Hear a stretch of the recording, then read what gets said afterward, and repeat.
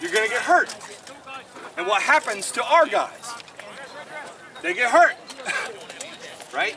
Because they're not physically training to do the sports activity, all right? It's important. You must understand that fighting is damaging to your body. The more you do it, the more damage you will get. There's a reason why we all go, oh shit, my knees, this knee fighting. If you're throwing hard and you're throwing really well, you're going to burn up that elbow. You're going to be laying in bed one night and you're going to go, my hand is numb because my labral cartilage in my shoulder is on fire. Fighting is a hard activity that can cause damage to your body. You need to train to be able to do it. Right? Proper warm-up, stretching, all that crap. That being said, you need to fight. To be fit to fight, you need time and armor to become accustomed to it so that it becomes a conditional habit. Right? You're never going to go from always being beaten to dominating the field unless you put time in harness, unless you have time on the anvil. So it is a balance, my friends. It's a balance. If you're doing 3 fight practices a week and an event every weekend, I'm saying with authority, you will be one of those people who goes, oh, I can't fight this week, my knees tore up. Oh, my elbow's got tendonitis again. It will happen. Right? However, if you're like, I don't need to go to fight practice because I run this 5K every week, bullshit. You're going to be good at running across the field. It's a balance. You need to pursue both sides of that coin. You must fight to be good at fighting. You must pursue a life in harness. It must become a second skin to you. It must be a conditioned activity that you're used to and that your body actually desires. Anyone who powerlifts or does serious physical training knows when you don't train in a week, you suddenly start feeling like shit because you haven't trained and your body's yearning for that training. Same thing with fighting. If you haven't fought in 2 weeks, there should be something going, I gotta fight, right? So it's that balance. Last point here, in my opinion, 2 periods of fighting in a week is optimal. A fight practice and an event is best. Generally, your fighting at events is going to be less stressful than your fight practices because events have socialization. We're going to stand around, we're going to talk, we're going to fight hard, right? So what happens is you get this really intense, hard fight practice, and then you get to go to the event in the weekend, and you get to sort of use those skills maybe in a higher periods of intensity, but not as long. Any questions on fighting fitness? Fight practice, say you have one fight practice a week. You're using that to fight, right? Yeah. So the rest of the week you're doing drills. The rest of the week I'm physically training. For myself, I lift and or do some kind of training, whether it's rowing or boxing or something, 3 to 4 times a week. I fight on Thursdays and I try to fight in an event at least every other week. Fight practice is based on sparring, or are you working on a particular sparring, melee fighting.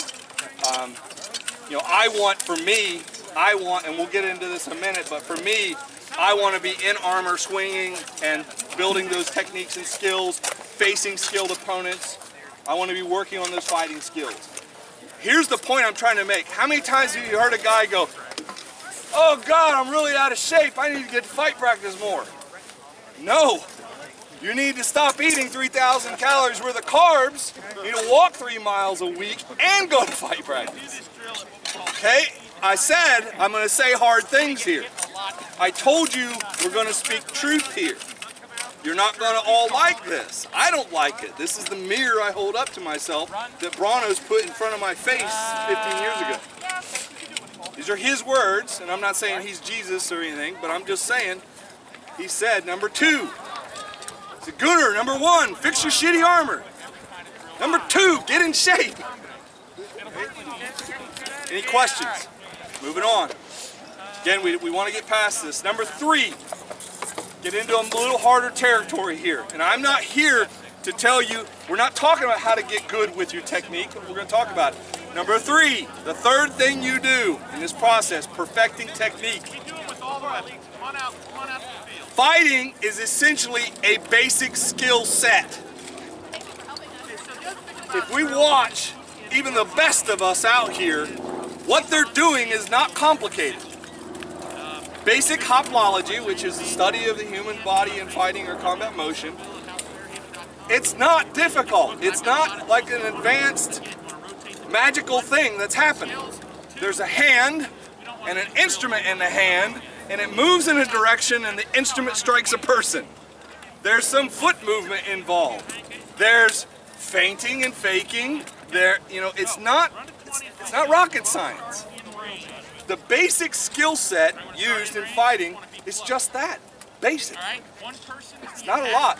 And I believe that many of the more advanced fighters will tell you, as we have aged and fight, we don't really think about, oh, I'm going to do this thing to this thing. It's, I'm going to control this distance, I'm going to have timing, I'm going to control his intention, and bam! Zip, zip, bam! It's very basic. So, prowess is mastering these basic skills and then critically understanding their application. Okay? Here's where we start to get into some of the harder stuff. So I have here an example. We're going to dissect the flat snap. Cedric, stand here please. Grab a sword, and I want you in slow motion to basically go through the motion of delivering that flat snap. So, what I'm talking about here, you as a fighter need to understand this. You can spend 3 years going, or, hold that. My head, I go, over the years I've learned, I don't think about this when I deliver it, but I understand this now. There's a drop in weight. The hip turns just slightly. Ball of the feet grabs the ground. There's an extension of the calf and thigh. The hand has not moved, right? Now, the hand begins to travel, the body is turning, there's a turning of the shoulders, the hand is progressing, then the sword begins its turn, and then there is a slight, what the Japanese called kaisho, which is a hip turn back. There's a slight snap turn that delivers that blow where I want it, right? Now, if you stop and think about that from an advanced position here, that's a lot more than going, right? For me to dissect just that one technique, right? There's so many things there. If I get into talking about, let's say, the technique of sword blocking, for me, I teach myself this through a 5 basic block position. So I go 1, 2, 3, 4, 5. And I teach myself this and practice it with the spaghetti spoon as I'm making spaghetti. So the point I'm trying to make is that when it comes to perfecting technique, what you're training at fight practices, just putting on armor and saying, I'm a flat snap, I'm a leg shot. No, you need to understand what those techniques are, start taking them apart, understand how to do them, right? Some guy got his car shot. And then understand the use of those techniques.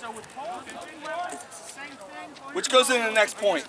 Know why you're doing what you do. We're in that section of talking about perfecting technique. Okay, I know I want to deliver a flat snap, right? Obviously the why is to hit him, but what I mean is, why are you fighting the way you fight? Is there a cognitive reason why? When I fight, let's say I'm fighting Cedric, and I'm picking on him because he's an attractive fella and he's sitting there looking at me with those eyes. But if I'm fighting Cedric, I am absolutely aware of why I'm doing what I'm doing. Maybe I'm giving him a lot of advanced intention, and I'm trying to really get him to get up. Maybe I'm hanging and I'm drawing him back and going into angles. I know what I'm doing, and I know why I'm doing it. I'm not doing it by accident. And I have multiple tools to use. So my point is that your prowess shouldn't be accidental. It shouldn't be, I happen to have a really fast hand, and so I hit people. No, it should be, I know what I'm doing. I'm pulling back, oh, I don't like the way this goes. Boom, I'm gonna get up on him. I'm gonna own this space. I am intentionally fighting. I am intentionally using my prowess, the tools in my toolbox, to try to win this fight. Right? So that leads us to the next point in technique. Train your technique to be no thought and reactive. All right? Again, this goes back to how many fighters have you known who have been fighting for 5 years? They come to fight practice, they put their gear on, and they say, okay, I'm gonna go fight. And they fight, and they never progress. They never progress. Right? You're beating them week in and week out. Right? It's because of all these reasons. They don't truly understand the techniques they're using. They don't truly understand why they're doing what they're doing. They haven't trained so that those techniques are reactive and no thought.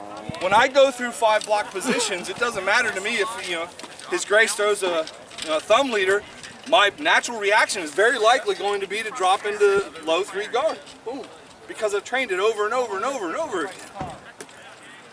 My normal reaction on that flat snap is not going to be to lift my shield, it's going to be to punch block over. Because I've trained it over and over and over and over again. If you're not training to develop these reactions, right, then you're just burning time and armor. And you're going to hit a natural mediocrity that everyone else hits, and you're not going to progress beyond it. It's that simple. Okay?